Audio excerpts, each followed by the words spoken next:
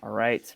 Welcome, everyone, to a discussion featuring a lot of deeply serious people. Our topic today is putting the funny in science fiction and fantasy, a bunch of dorks show wanton disregard for the rules of grammar in a desperate bid for laughs. And desperate bid for laughs is probably the thing that describes me better than anything else. I'm Sean Gibson, the author of the inexplicably best-selling The Part About the Dragon Was Mostly True, and I am fortunate to be hosting these very, very funny people who I want to give a chance to introduce themselves before I embarrass them with questions that are both ridiculous and inane. So, Dave, since you're first on my screen, why don't you go ahead and introduce yourself? Hi, thanks, Sean. I am Dave Wragg, aka David Wragg, for publishing reasons that have never really been explained to me. I'm the author of the Articles of Faith series and the brand new Tales of the Plains series, which is coming out in July, which is described as, in the copy on the back, dark, thrilling, and hilarious. It's possibly one of those, but I'll let you decide which. Excellent. All right, we're also joined by GM Nair. Ganesh, do you want to introduce yourself? Yeah, sure. I'm GM Nair. I'm the author of Duckett and Dyer Dicks for Hire, which also unfortunately rhymes with my last name, which I didn't want to make it a second rhyme, but here we are. It's a sci-fi mystery comedy fantasy series that really, mines the multiverse for laughs, because it's so hot right now. It was an SPSFC finalist for the first SPSFC and has done reasonably well. So, what do I know? That's awesome. I apologize. Thank you for correcting my pronunciation there. No worries. Either one works. Well, if it rhymes with your book, we have to use it that way. That's true. That's fair. All right, Quenby Olson, you're up next. Oh, hi. I'm Quenby Olson, though most people call me Quen. I'm the author of a bunch of romance and different things, but the book that seems to be catching attention is Miss Percy's Pocket Guide to the Care and Feeding of British Dragons, which is kind of Jane Austen mixed with fantasy, mixed with too many years of me reading Douglas Adams and Good Omens and things like that way too many times. It is, since he was mentioning competitions, it is a SPFBO finalist. I have no idea why, but it is, since it seems to be doing really well. And apparently I should have been writing more comic fantasy all these years instead of trying to be dramatic. So, well, that's probably true for all of us. So I will say, Quen, I think you and I share an equally illicit love for parentheticals. I think they probably turn us on in ways that are unhealthy and unholy. So it's okay, though. There's nothing wrong with that. Yeah. We're not here to judge. We're just here to talk. All right. And Mr. Kyle, K.R.R. Lockhaven, you're up. Next but not last. Last but not last. Whatever it is. Yeah, I write under the name K.R.R., which I thought was hilarious at the time because my first book's pretty silly and didn't really think about the future and how I was going to get stuck with that forever. So I'm rolling with it. Let's see, my first book was The Conjuring of Zoth Averex, which also tries to capitalize on some multiverse stuff. And then my latest thing is a trilogy of kind of humorous pirate fantasy. I love it. Well, this is an awesome opportunity. I think that the most logical place to start is, instead of writing something deeply serious and unfunny, like, say, that guy who stole your name, J.R.R. Tolkien, Kyle. Shots fired right off the bat. Why do y'all write funny stuff in this space? What is it about the SFF space that makes funny work really well? And maybe we'll go in reverse order this time. So Kyle, why don't you start for us? I just write it because it's fun. Like I tried writing all different kinds of things, serious, historical, and at times it just felt like I was going against my nature, kind of trying to fight back the comedy. So I was like, why not?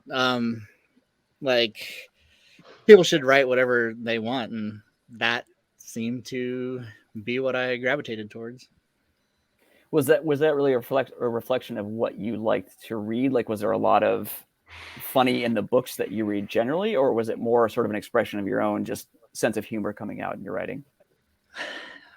That's tough to say. Yeah, I mean, I read anything from funny to pretty dark. So it's not necessarily that, but I guess it's just like when I think about my writing, I want it to have kind of like a spirit of fun and humor, and that's just kind of what I like to do. So that's what I'm doing. That makes sense. So, Quen, what moved you away from quivering mounds of love pudding into the realm of comic fantasy? I mean, I always remember being the kid that made really bad jokes at inopportune moments. So then, of course, when I started writing, I thought, oh, okay, I have to write serious. I'm going to write serious things now, and everything will be dramatic and intense. And, because that's what, I thought was expected. You grow up reading Tolkien and stuff like that, and you think, okay, this is what it's supposed to be. But, I had the most fun watching things like Lord of the Rings and just kind of like riffing it the whole time, like doing like a mystery science theater thing. That's how I've watched everything, even Pride and Prejudice. I'll be like, well, what if, And then I think when the pandemic hit and everything was awful, I thought, well, kind of this. I'm going to write something that's really fun and is really irreverent and probably no one else is going to like except me. And just it helped with a lot of the tension. I think it's the most me book I've ever written. I don't know what that says about me, but it's the most like me. It's the most like my sense of humor and basically how I see things, I guess. So that's awesome. And we'll imagine when you said, I don't know what that says about me, that was in parentheses, right? that was yeah. Yes. Okay, good. Half my life is to parent. Do this periodically so we know when those things are coming up. All right, Ganesh, as the inventor of space-time, tell us a little bit about why. And first of all, how does that feel, by the way? How does it feel to be the inventor of space-time? It's nice, but people keep coming back through time and trying to take that away from me and be the first inventor of space-time. So I really have to fight them off on a daily basis. It's exhausting, but rewarding. Okay.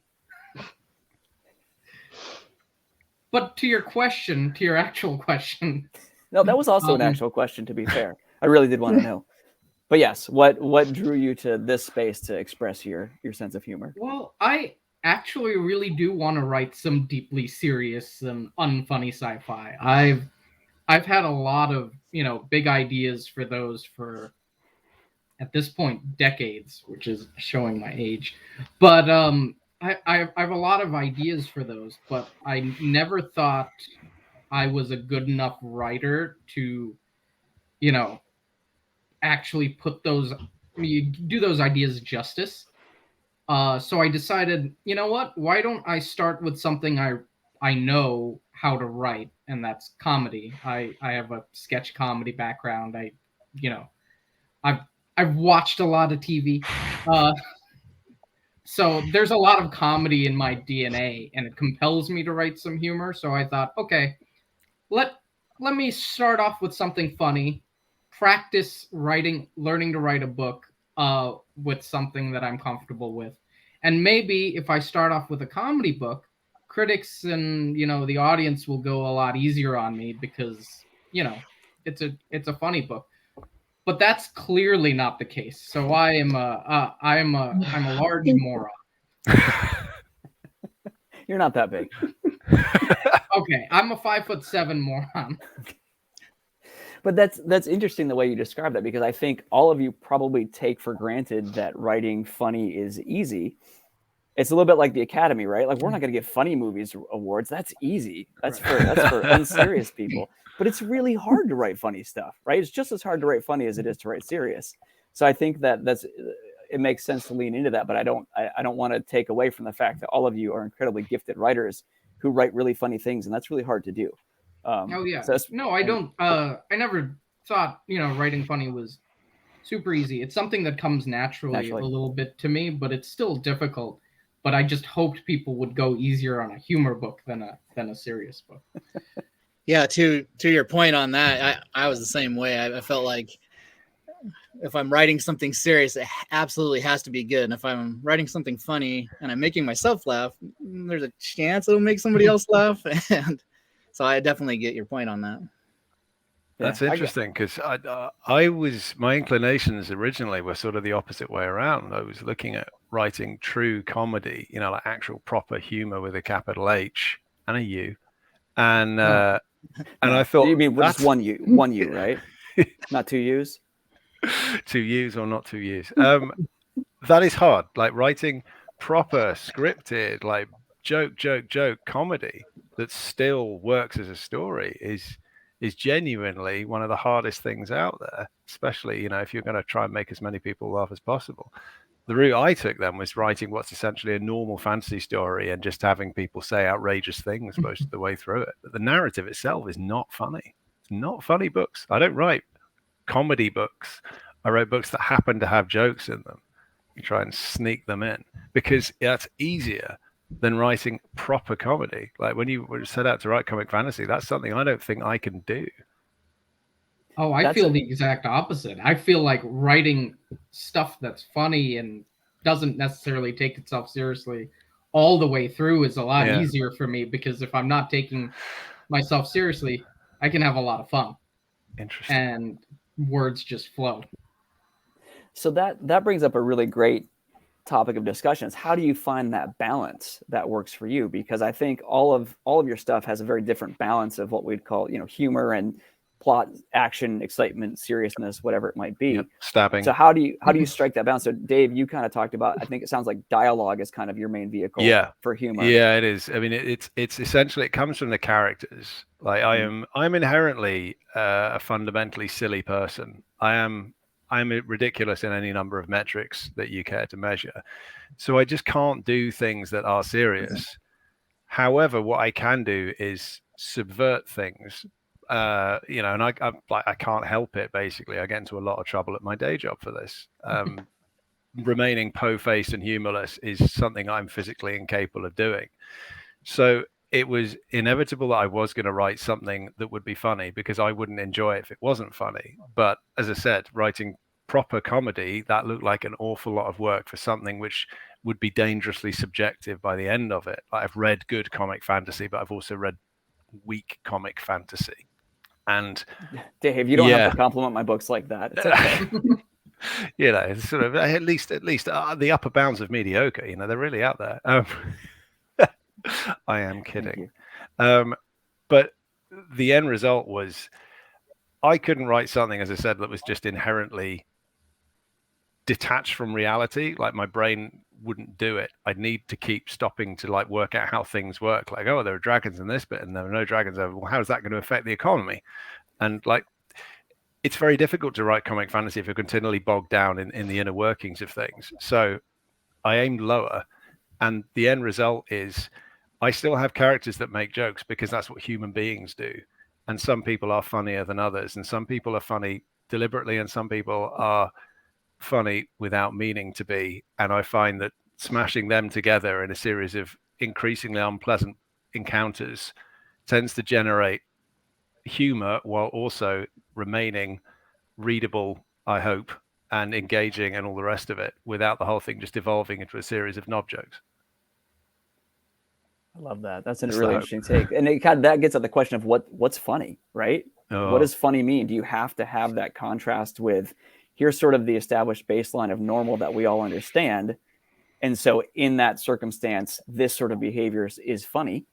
Or is it creating a world where everything is so absurd that the whole thing is just a giant meta joke? You need to know the rules. Though. You have to have the rules up front, and the easiest way of doing that is just by taking the existing sort of fantasy worlds and just going here we are, except this time somebody can point out the absurdity of why are goblins always stealing our gold? For God's sake, what do they do with it?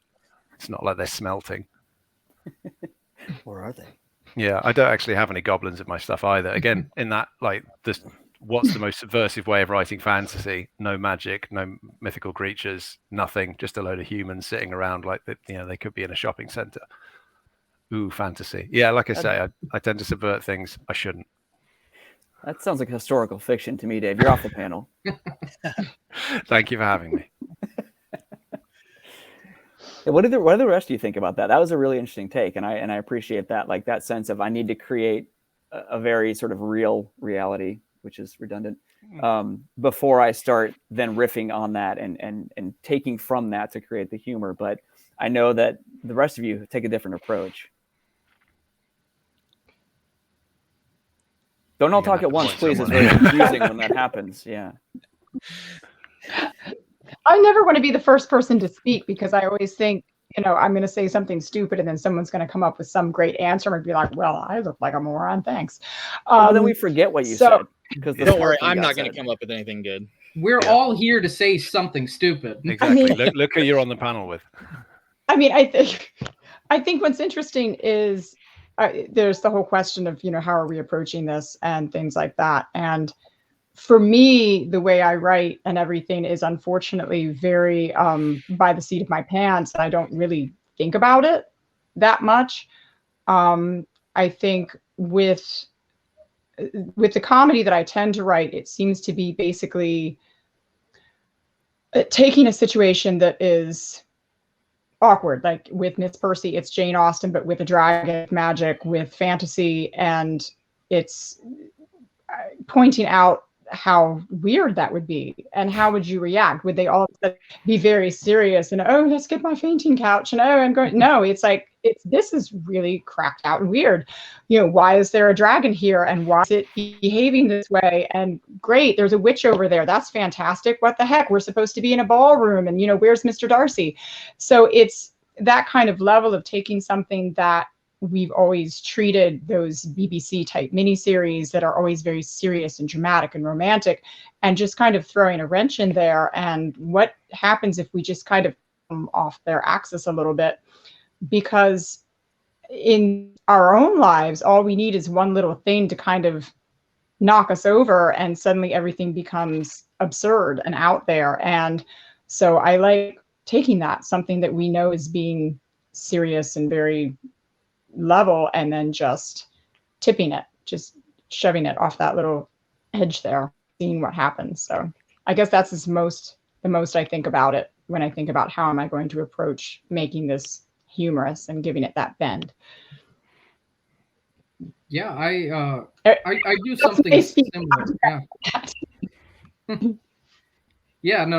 I do something similar, but rather than, taking stuff like from Jane Austen or Regency period stuff, I take the pop culture that I grew up with, comic books, action movies, Doctor Who, time travel stuff, things that have already established like a firm set of expectations, a set of rules, understanding that people who consume that sort of media already are familiar with. And then I, instead of inserting a capable, dashing hero who knows what they're doing and can solve any problem, I put in a normal person or two people, or more accurately, how would I react if I was put in that situation? I would A, be completely freaking out, and B, trying to make as many jokes as possible. So what ends up happening is we've got an established sort of sci-fi premise, but that's thrown off its axis by two people who have no idea what they're doing, and it turns into a sort of comedy of errors that also has jokes injected into the dialogue and strange twists, funny twists injected into the plot, which results overall in being sort of like a blunt force trauma to the head of comedy. So that's what I go for, jokes in the plot, jokes in the tone of the narration, jokes in the dialogue, jokes in the characters. But is that the right balance? The answer is no.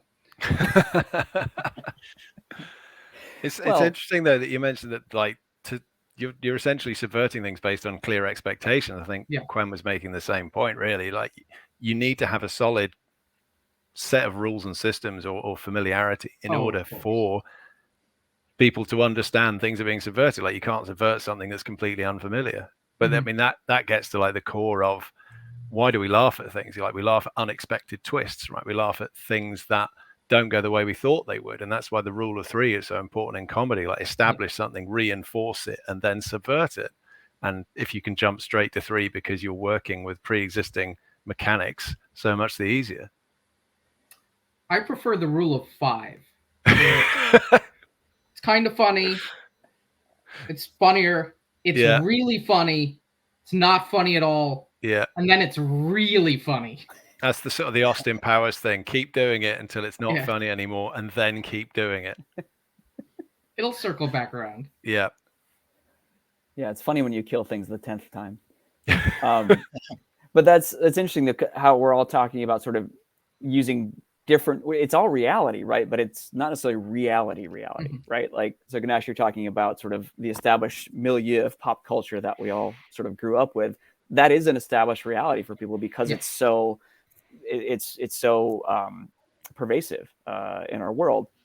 And let's face it, a lot of that stuff was created by a certain demographic, largely old, straight white guys, right? And so there's a lot of room to subvert because it's pretty consistent, right? And so it's a really fertile ground, I feel like, to just sort of twist and play with, because there's this pretty consistent set of expectations across what is sort of classic fantasy sci-fi comics, because there's just so much room to invent and create. And there's so many creative people doing that now, which is a lot of fun. Sure. What's your take, Kyle? On comedy in general, or the way I do it? Any of it. Okay. I know I can say, like, what kind of inspired my first book is that I work at a Department of Energy nuclear site, and it's just the bureaucracy and things like that are just like rife with opportunities for comedy because it's just so absurd. And so it was fairly easy for me to just say, what if instead of doing nuclear stuff, they were conjuring a dragon to use in the military? And, it just kind of wrote itself from there. But yeah, it's the same kind of thing of, I guess everyone kind of knows about workplace bureaucracy and like the absurdity of all of that. So just kind of doing a little bit of a twist on that was fun. That's it. Like, why is workplace? Why are we so weird as humans that, like, it's inherently funny that the structures that we create for the most important sort of part of our economy are so inherently ridiculous that it's easy to turn them into comedy. I don't know what that says about us as creatures.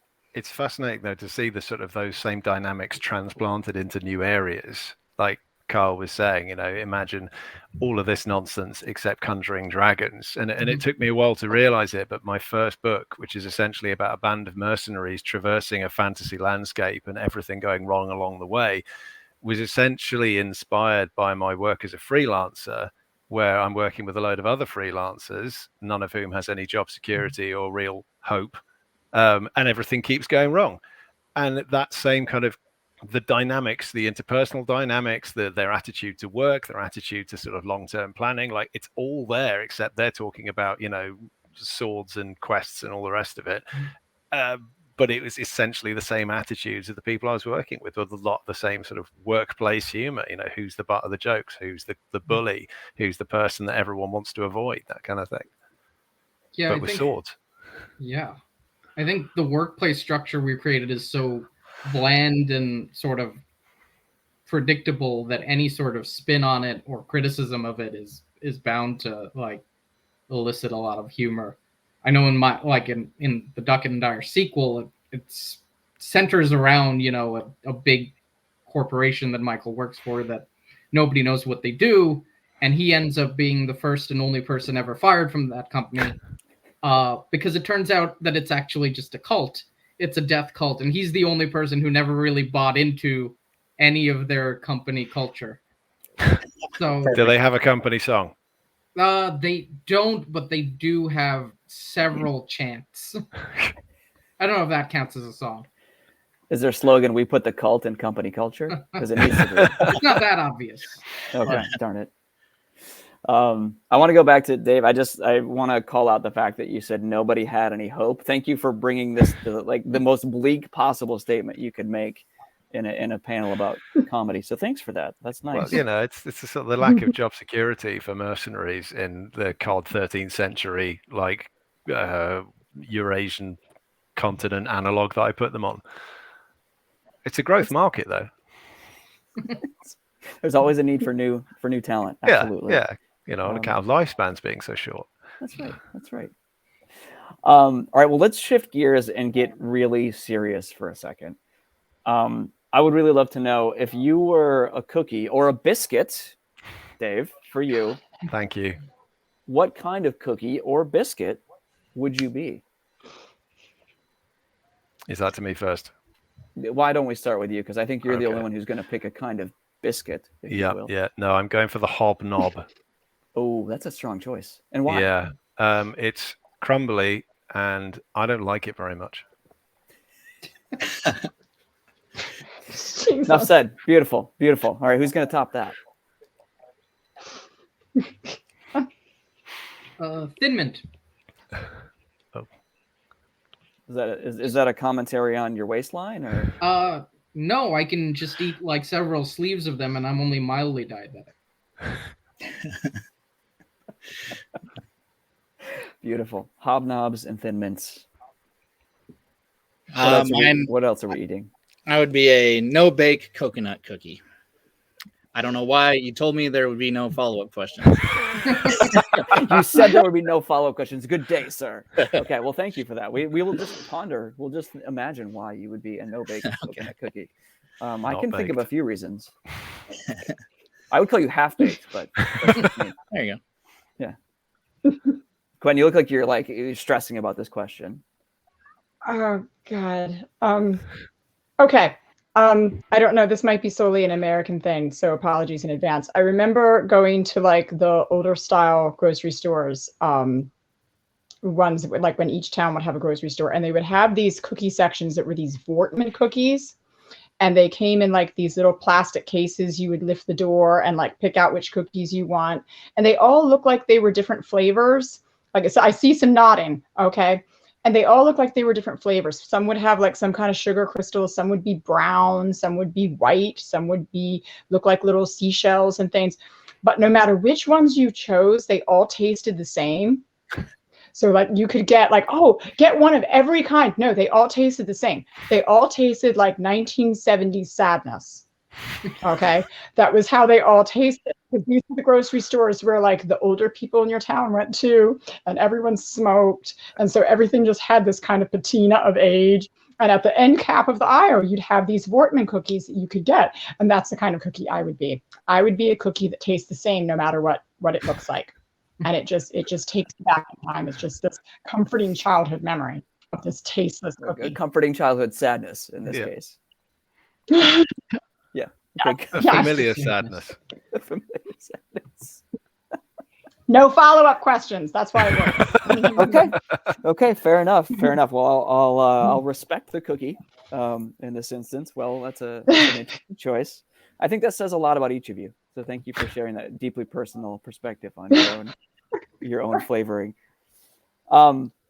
We've touched on this a little bit, but I'm curious about influences. Because I think we've all talked about how we sort of are riffing on things from the broader culture of things that we've read. And so I'm curious, given the inclination to put humor in, and I asked you, Kyle asked you this directly, but others, sort of, do you read funny writers or watch funny movies or funny shows? Or is it more that you read all these serious things and then sort of twist them? Or is it a combination of both? I'm just drawn to funny stuff and always have been. Like growing up, Monty Python is a huge one.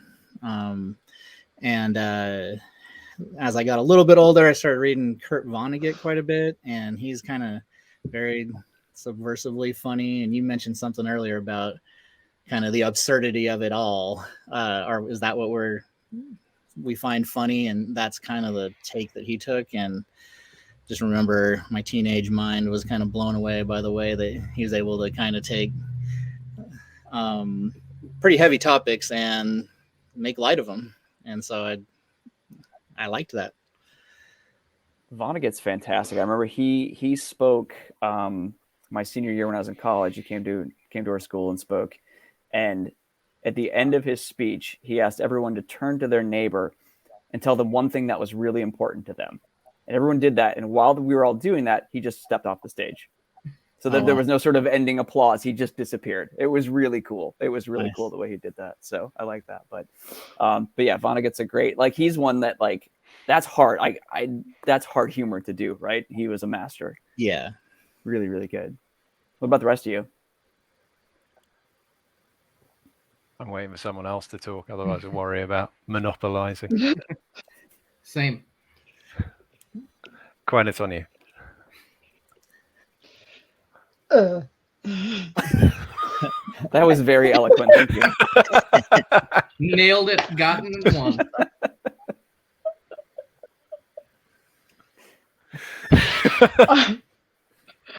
Do you need a Vortsman's cookie? Would that help? Maybe a hobnob.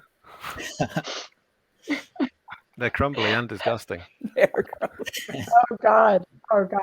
So crumbly and terrible. Okay. I mean, I think influences. I know growing up, I really, as for visual things, I gravitated towards comedy a lot. You know, I look at a lot of my top movies, and it'll be stuff like, you know, Hot Fuzz and anything like that that just has this, you know, humor, and it's just hitting you over the head with it. Whereas reading wise, I think I read more serious things. I read a lot of classic things. Of all of the television and movies that I consumed, I wanted comedy and, you know, action and things like that. And all of the books that I read and consumed were like, well, I'm going to read Austen, and I'm going to read the Bronte sisters, and I'm going to read Dickens and all of this. So somehow then in my own writing, it mashed together. So I think my ultimate one day would be like to write a Shaun of the Dead type story that takes place in Dickensian London or something. This is what I feel like I'm gearing up towards in my career, because that's how my influences were. It's odd. I just have the weirdest combination of influences, I think, and I just mix them up in a blender. I think I just pre-ordered that book, Quen. So please write it. I'm in on it. All right, Ganesh, you talked about, you've got a comedy background, right? And you've done some sketch stuff. I mean, that's really fascinating. So tell us a little bit more about that.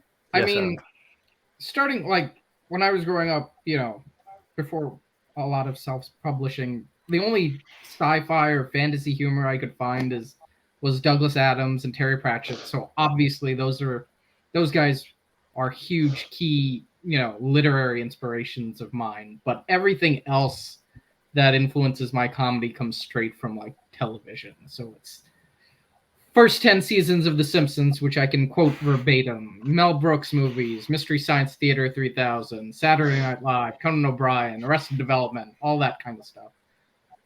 Movies and TV that I just watch over and over to the point where I understand, okay, I started to take interest in why those things were funny, where the beats landed, why a punchline worked, why some of those don't. Especially if you watch a lot of Saturday Night Live, a lot of those don't work, but the ones that hit really hit. So I took that and injected that into my writing, and I worked with a lot of sketch groups, sketch comedy groups in New York City over the last 10 years until COVID killed the New York sketch comedy scene, and then I poured all of that into my books, and you know, just kept going for the sort of high volume jokes per minute 30 Rock approach. That's really funny that you mentioned that. That was 30 Rock was a huge influence for me in writing the part about the dragon, because I love that when the cadence is so fast that you can't catch every joke, like you actually have to go back and rewatch because you're too busy laughing to catch everything. And it's just so like it's almost brutal. It's relentless. You just can't keep up with it. You can't catch your breath. It's the blunt force trauma. Yeah. Yeah. And I love, and I know that's not everyone's style, right? Not everybody appreciates that rapidity, and it gets old for people really fast. But I love that. I love that just bang, bang, bang, bang, bang, joke. So I think it's a fascinating to study the craft, like that sort of 22-minute format of comedy is fascinating, because you've got to get enough, you know, your A and your B and maybe your C plot worked in, but you also increasingly have to get joke, like every 5 to 10 seconds. And then you can't overstay your welcome either. Right. You got to get in and get out. Or if you do, you have to overstay it so long, as we talked about earlier, that it gets funny again, right? Exactly. So, yeah. All right, Dave. I mean, that's hard.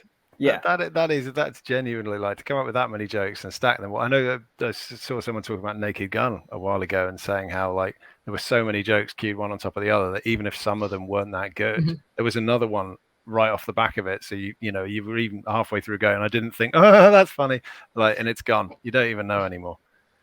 So that my background is like coming from a backward deprived country like the United Kingdom, where television is something well, nowadays it's treated with suspicion rather than fear, but what I grew up with, as well as things like Monty Python, which was still being shown on repeat, and again, because like you Americans, you have all of these amazing television programs that go on for like 25 episodes in a series. We get 6 and we're grateful. So there are something like 12 episodes of Monty Python in total, and there are 4 series of Blackadder, of which only 3 series are funny. But the 3 series that are funny, and there's only 6 episodes per series, they are the funniest things ever committed to celluloid, or whatever passed for celluloid in the 1980s. So we didn't have much, but some of it was good. But the other thing I had was radio comedy. So a lot of programs that then made their way onto TV started on radio. It's a rich history of radio comedy, which, I mean, I used to have sort of long school journeys and things. I had a Walkman, or knockoff cassette player that was presumably powered by like 2 pterodactyls fighting each other like in the Flintstones, because I'm so old. And I would just listen to the same recordings over and over and over until you start to sort of internalize them. And apparently that's relatively common. There was a stand-up now who's quite old was moaning that he has people coming up to him and quoting lines back from his routines from 20 years ago, which they know backwards. And he's like, I don't remember saying that. I don't know. Is that one of mine? I don't know. So for the listener, this stuff was very much more important. So I have still, I can recount verbatim, funnily enough, like, you have the first 10 years of The Simpsons. I've got routines recorded off Radio 4 onto cassette from the early 1990s that were just, this is the sort of thing that made me laugh. That's comedy timing. That's a joke. That's funny. That's not, that sort of thing. So that's where I sort of built up that end of things. And also I love fantasy. I love orcs and goblins and dragons and things. So I grew up reading Tolkien. Didn't know it could be funny until I read Pratchett. And then having, as we said earlier, you need to know how the rules of something work so it can be subverted. So I thought the first Discworld books were incredibly funny because they were making fun of all of this stuff which had been very po-faced, all of the kind of Conan the Barbarian or whatever else, like Lord of the Rings. Like, here are the dragon riders and they all have to hang upside down and they're covered in batshit and all the rest of it. It's like, haha. It's pointing out the absurdity of it. So it's all Pratchett from there. And writing that stuff is like writing it well, as I've said, it's too hard for me. So I will take what is a normal fantasy narrative and I'll just have people like constantly getting at each other the whole way through in a way which might be funny, but in that sort of, I mean, would you call The Fast and the Furious a funny film? Not the first one, because that doesn't count. Say middle stage, like mid-period Fast and the Furious. Are they comedies? What are they? I think Fast Five gets some good laughs. Exactly, but is it a comedy? Not really. I don't know. So Hobbs and Shaw. Hobbs and Shaw is a ludicrous film, and it's one of my favorite ever cinematic experiences. Nothing about it really makes sense, and it doesn't need to. Nothing. And that is where I wanted to pitch my stuff. Like, don't think about some of this too hard. It's full of jokes. Yes, Idris Elba is a robot. No, he's not. Doesn't matter. So that's where I'm aiming for, and inevitably I fall a bit short. This is the level of profundity that I think our generous hosts were looking for. Is Fast Five comedy or is it not? Is it comedy / adventure / car? But then is it funny intentionally? Is it funny just, is it funny? The bit with the tank, I know, yeah. Was that in 6? I forget. I mean, that was so over the top as to be ludicrous, and then you can laugh at it or you can go like, whoa, like my mate's brother who seems to think that they are all documentaries.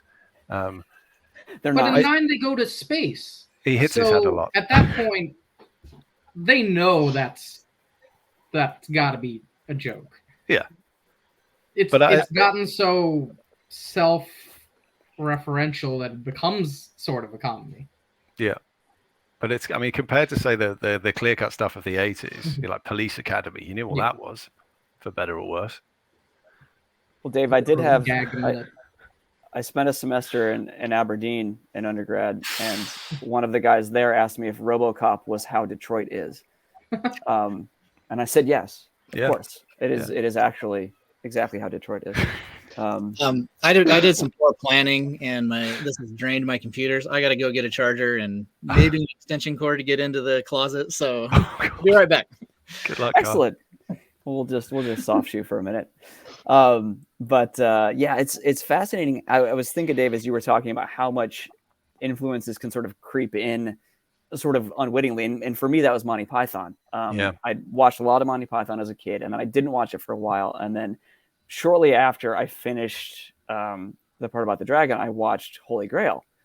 And I was just struck by how influential that particular piece was in terms of the cadence of the jokes, the mix of highbrow wordplay and ridiculous gross out slapstick. Yeah.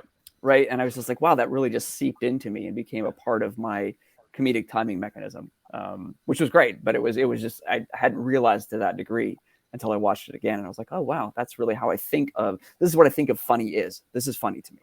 Well, that's a really good point. Sorry, I'm chatting too much, but I heard someone talk years ago now about it, like why ideas, everyone sort of obsesses initially when they start out writing about ideas, what if someone has the same idea as me? Mm-hmm.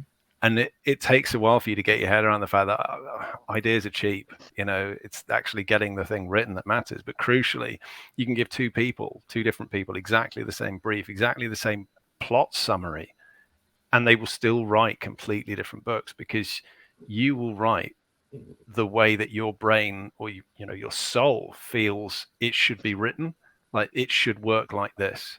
This is correct. This is normal. And that output is the kind of the sum total of all of your influences and all of the influences on your brain chemistry and all your neurons and the connections, everything else. Like every single episode of the Dungeons and Dragons cartoon that you watched when you were 7, it's all still in there, and it's influencing how you feel a narrative should work and how you find the joke should work, and what is justice in your plot, what is earned, what is not earned, all that kind of thing. And it's all in there, it's all in your brain. And like watching Monty Python, you've got that sense of like, yes, this is correct, this is how it should be. Yeah. And so when you write your stuff, you're like, well, of course they wouldn't do that, because that wouldn't be funny.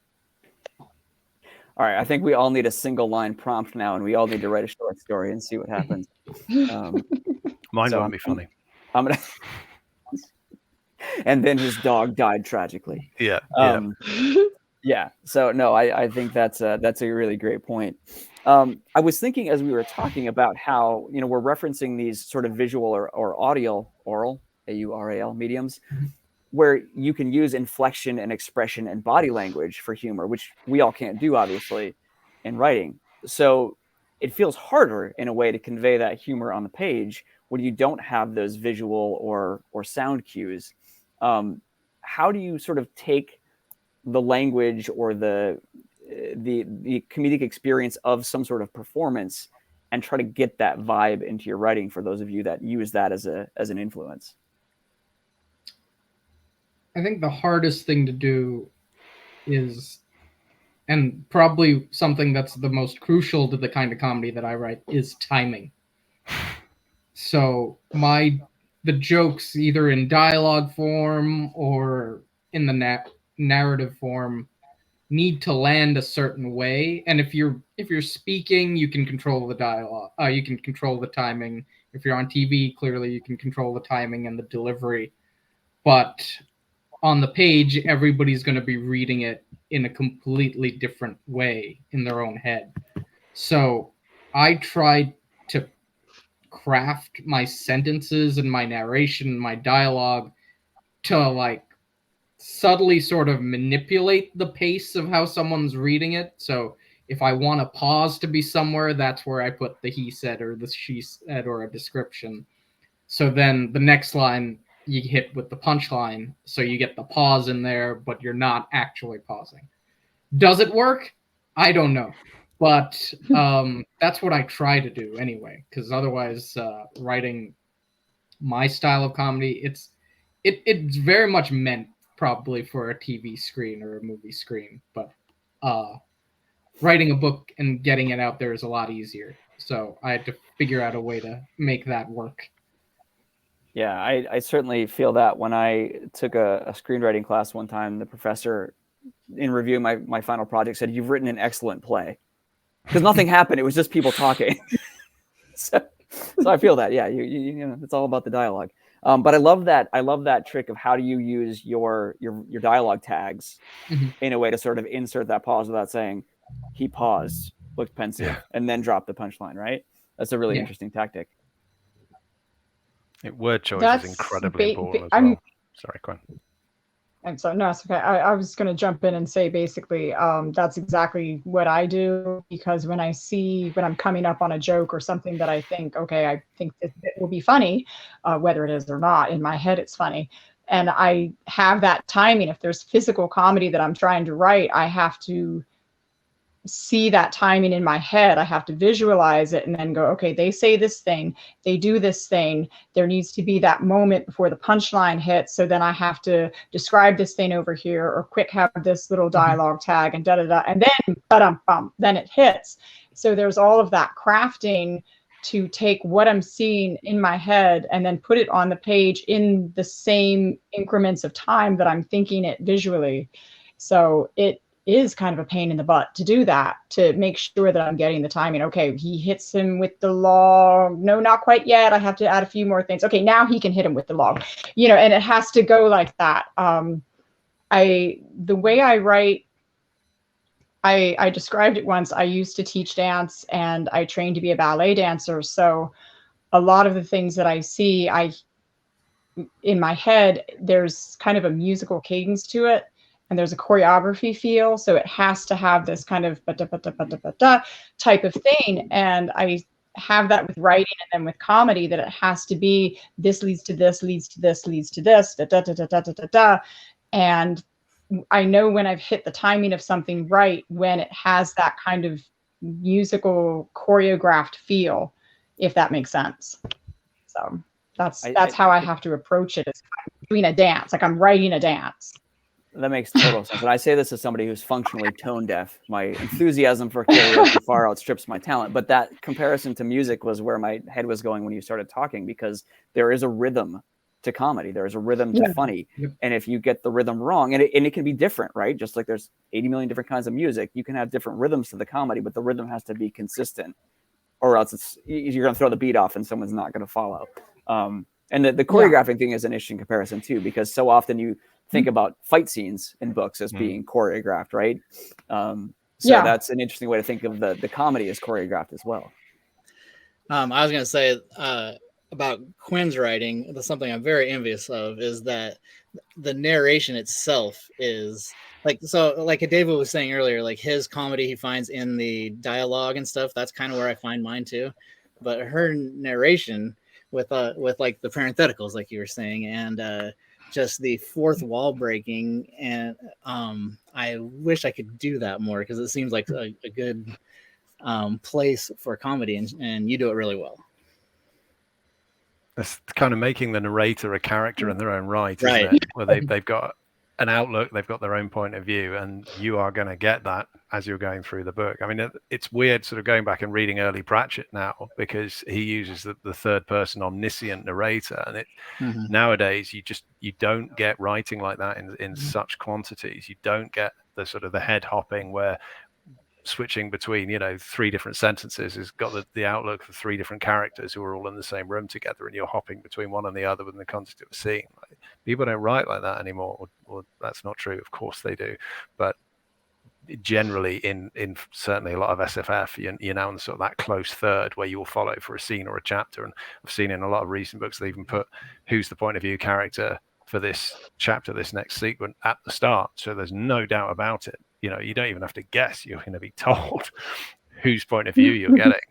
But as a result, you know that everything that you're going to get in the narration is internal to that character, which I find a lot of work as well. I don't do that. But I mean, Kyle, to your point, like, yeah, the dialogue is the most obvious place for expressing humans, because that's where the characters express their thoughts, and most of their thoughts are terrible, at least in my books. I mean, they're awful people, but that's important because, as we know, difference is conflict and conflict is drama, and also, you know, the more florid your insults and the greater the scope for humor in it. This is what I meant when I said, you know, word choice is important in sort of two different ways, because for a start, the rhythm, like Quen mentioned, rhythm of sentence, rhythm of word choice, and all the rest of it, the ability to sort of use a series of long flowing words and then just end it in that sort of thing. You can get a wonderful sense of bathos. Again, it's that sort of sense of the unexpected. But the other thing is just to have a vocabulary for insult or description, where you can describe someone as like a ravenous pustule or something like that, because it's unexpected, it's uncommon. Specificity always wins. And then if you like, you can make another character so simple-minded they need to query every single insult that's leveled at anyone to find out exactly what the term means, and turn that into some sort of, you know, dead horse flogging exercise if you want. So use of language is clearly very important. As anyone who's ever tried to tell a joke that they can't quite remember has found, you know, to set up a punchline correctly, like so much of humor in English especially, it's not necessarily wordplay, but it is about creating a very specific idea, and then, you know, you pop that mind balloon or whatever it is, and that's where we get our laughter. And if you set it up wrong, you haven't got the right thing to pop. You know, your mind balloon is flaccid. It's not the only thing that's flaccid, my friend.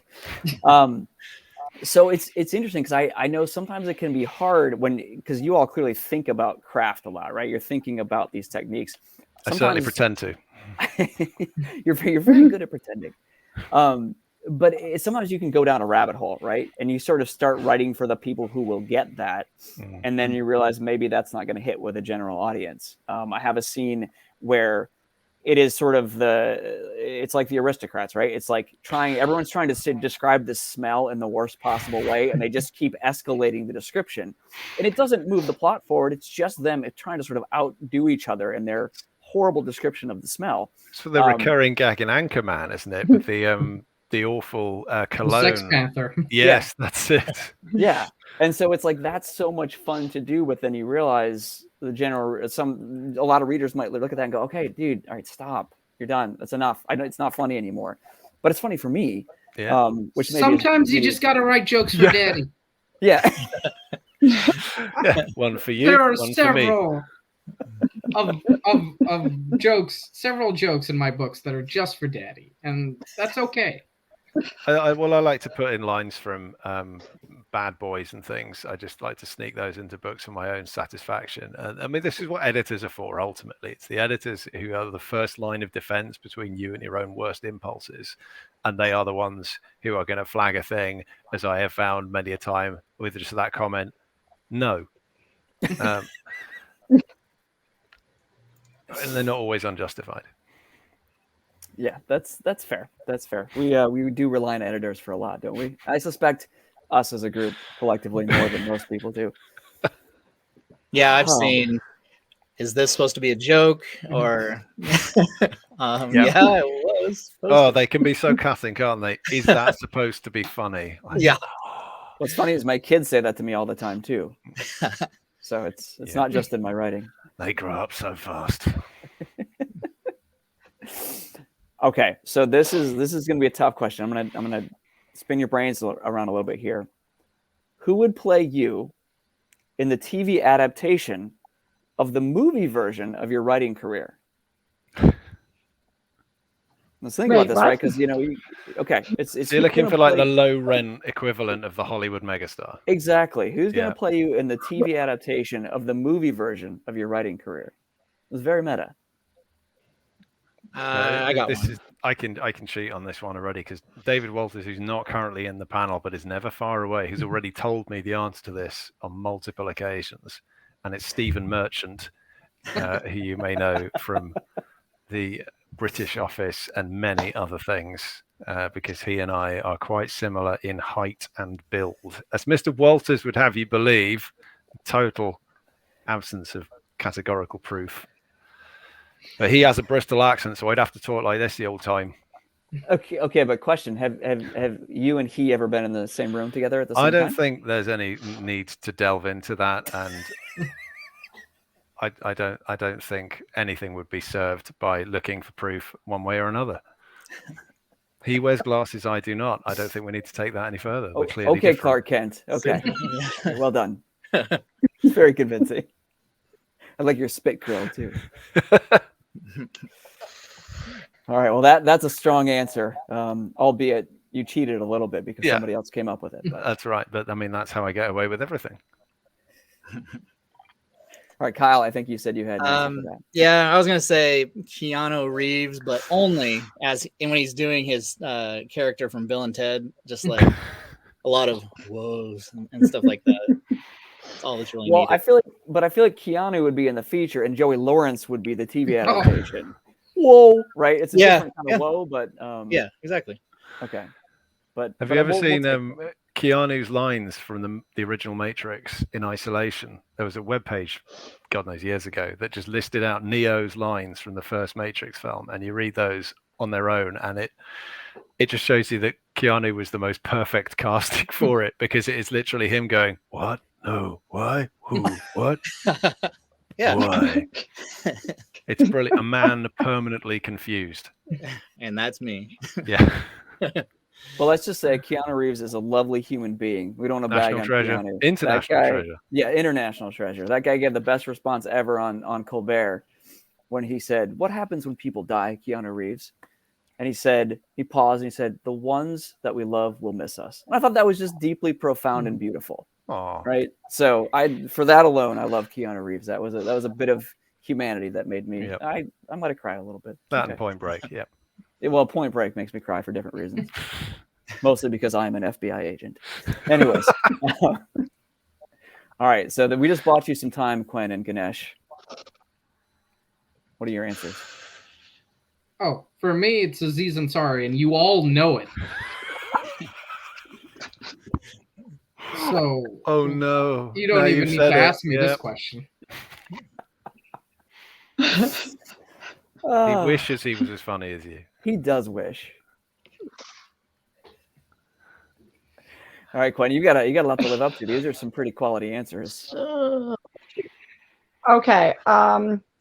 Well, Dave said Stephen Merchant, and then all of a sudden I was like, but that's me. Just throw a wig on him. It would be perfect. So I even tried to think about this because I know you threw some of these questions at us early. We had our little cheat sheets and I couldn't think of anyone. So I'm going to say that I'm going to be a writer turned D-list actress, and I'm going to play myself, and the entire movie will be a very dramatic lifetime retelling of my life. Something that would maybe have starred Tori Spelling 20 years ago. It will have that tone, but it will be starring me even in the young teenage scenes. So they'll just kind of the face, and it'll be great. That's who's going to play me. Excellent. It's very Weird Al. I love it. And now we know who's going to play everyone in the scene in that show for this for when this chat scene occurs. Wow. Sean, what's your answer? Yeah. I mean, I think it's got to be Meryl Streep. She can do anything. I mean, she can just do anything. She's a chameleon. So I think that's obvious. Yep. No, now you say it. I mean, the answer was clear all along, wasn't it? I mean, do we not have separated at birth, right? Yeah. But would she be in a years. TV movie? She would, because that's the subversive beauty of it. Right? For the right money. Yeah, she hasn't yet conquered the gold or the whatever the TV awards are. The Emmys. She doesn't have any Emmys yet, I don't think. She probably does, but she wants an Emmy pretty badly, and I think I'm the story to give it to her.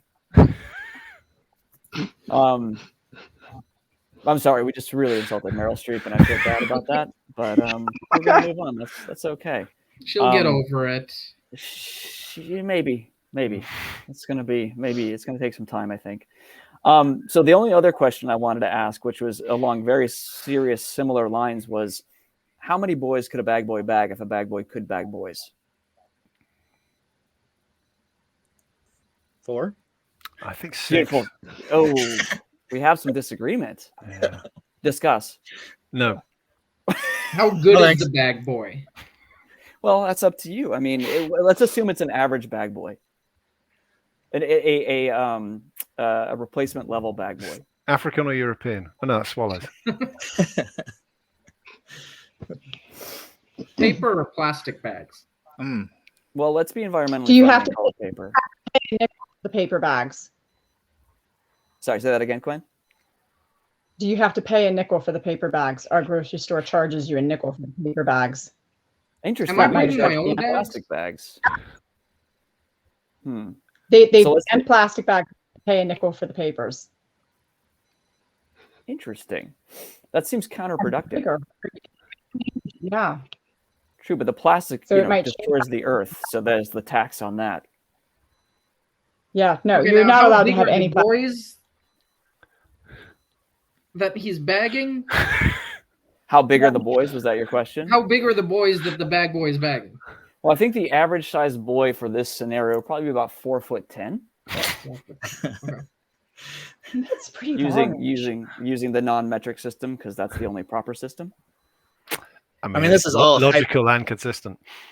This is all Well, hypothetical because the bag boy can't bag bags. It's just he can't bag bag boys, but if he could bag bag boys, He's not bagging bag boys. Yeah, He's this just whole bagging thing is boys. hypothetical. Oh, No, sure, it's hypothetical. Let's go with that. This never happened to me. That's good. Are they Glad we- slender? Because then you could kind of like.